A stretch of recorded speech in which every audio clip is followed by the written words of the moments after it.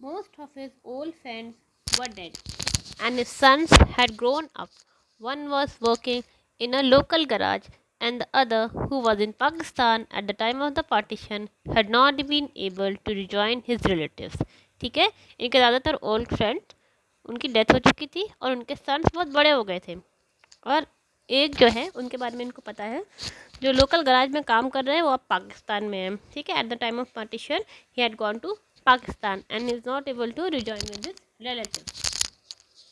The children who had bought kites from him 10 years ago were now grown men, struggling for a living. They did not have time for the old man and his memories. They had grown up in a swiftly changing and competitive world, and they looked at the old kite maker and the banyan tree with the same indifference. ठीक है, इन्होंने इनके जो साथ में जब पहले ये काइट बनाते थे तो बच्चे जो इनसे लेते थे 10 ईयर्स अगो, वो अब बहुत बड़े हो गए हैं। वो एक लिविंग के लिए स्ट्रगल कर रहे हैं। ठीक है, उनके पास टाइम नहीं है किसके लिए, ओल्ड मैन से बात करने के लिए, उनकी मेमोरी शेयर करने के लिए उनके पास बिल्कुल भी टाइम नहीं है। ठीक है, और अब वो ओल्ड काइट मेकर को और वो जो बैनियन ट्री है जिसके पास वो बैठते थे, वो कोई ख़ास डिफरेंस के साथ नहीं देखते। They look at them with the same indifference. Indifference means lack of interest. ठीक है, कोई इंटरेस्ट के साथ उसको देखते नहीं है। Both were taken for granted, permanent fixtures that were of no concern to the rocious. Rocious means noisy, sweating mass of humanity that surrounded them. No longer did people gather under the banyan tree to discuss their problems and their plans. Only in the summer months did a few seek shelter from the fierce sun. अब इधर देखिए, महमूद की और banyan tree की यहाँ पे comparison सा हो रहा है। ठीक है, उनमें सिमिलैरिटी देखी जा रही है। जैसे कि महमूद बहुत बूढ़े हो गए हैं, banyan tree is also very old. ठीक है, लेकिन आजकल के जैसे लोग हैं जो कि बहुत नॉइज़ी होते हैं, बहुत जल्दी में होते हैं, उनको कोई टाइम नहीं होता बैनियन ट्री के लिए या तो महमूद के लिए टाइम निकाल के उनसे बात करने का। ठीक है, उनके पास बैठने का। ठीक, बैनियन ट्री में देखो आप, बैनियन ट्री के पास भी कोई नहीं बैठता है, वहाँ पे अपनी प्रॉब्लम्स को डिस्कस भी कोई नहीं करता है। ठीक है, जब बहुत समर मंथ्स होते हैं तो एक वीक में या तो ऐसे कुछ टाइम में थोड़ी देर के लिए लोग बैठते हैं to find shelter from the fierce sun. But there was the boy, his grandson. It was good that Mahmud's son worked close by, for it gladdened the old man's heart to watch the small boy at play in the winter sunshine, growing under his eyes like a young and well-nourished sapling, putting forward new leaves each day. कि महमूद को अपने grandson को देख के बहुत अच्छा लगता था।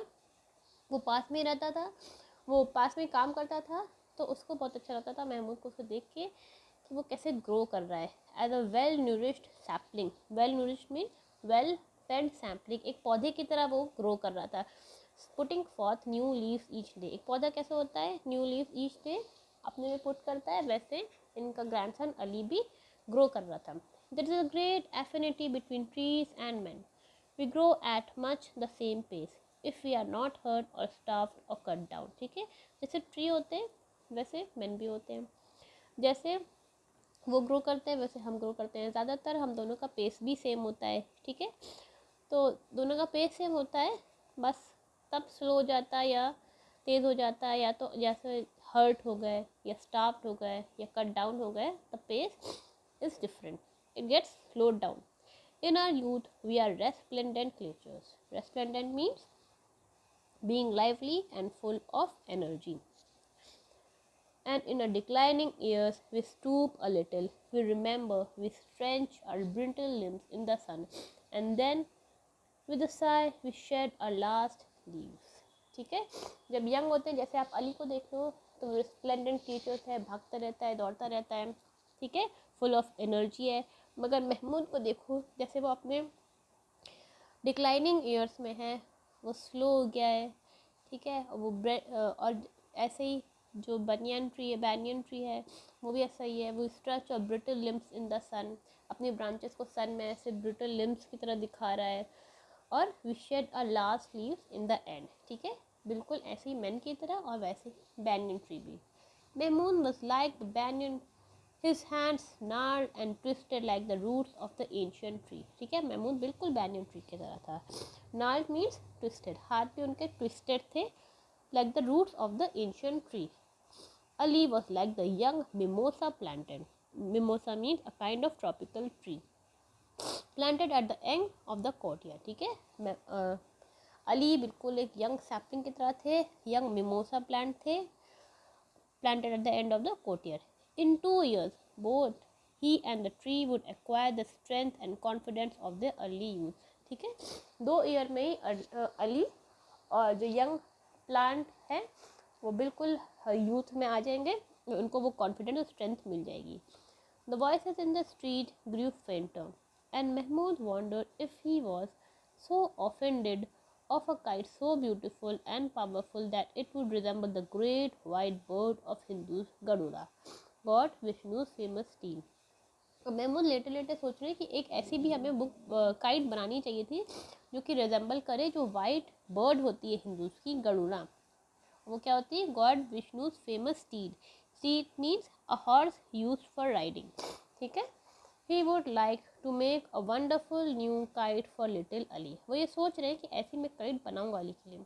ही had nothing else to leave for the boy. Boy को वो अली को देने के लिए उनके पास और कुछ खास था नहीं. He heard Ali's voice from a distance, but did not realize that the boy was calling him. The voice seemed to come from very far away. ठीक है, अली बहुत दूर से उसको बुला रहे थे, लेकिन जो है इनको लगा नहीं को कि वो उनको बुला रहे हैं. Ali was at the courtyard door, asking if his mother had returned from the bazaar. When Mahmoud did not answer, the boy came forward, repeating his question. The sunlight was butterfly rested on his flowing beard. Mahmoud was silent, and when Ali put his small brown hand on the old man's shoulder, he met with no response.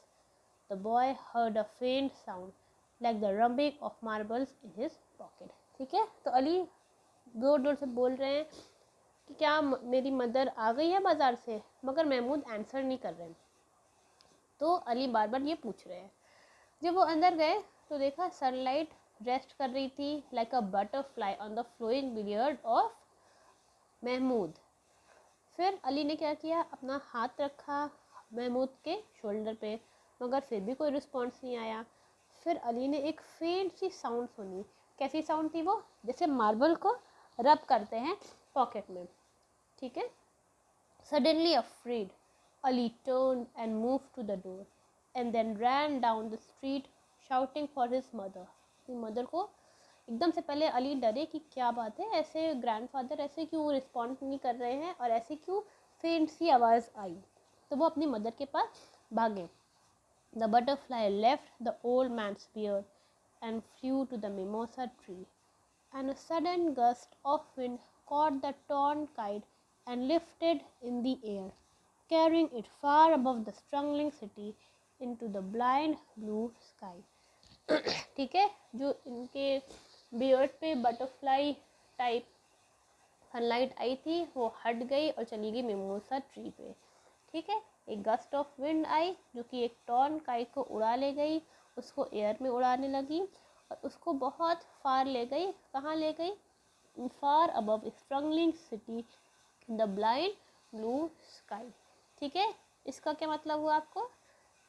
इसका मतलब ये हुआ इस पूरे paragraph का कि महमूद की ऐसी सोचते सोचते उनकी डेथ हो गई. ठीक है. ये आज हमने कंप्लीट कर लिया हमारा चैप्टर.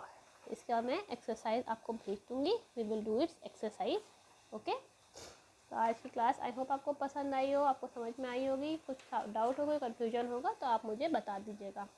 Good bye class.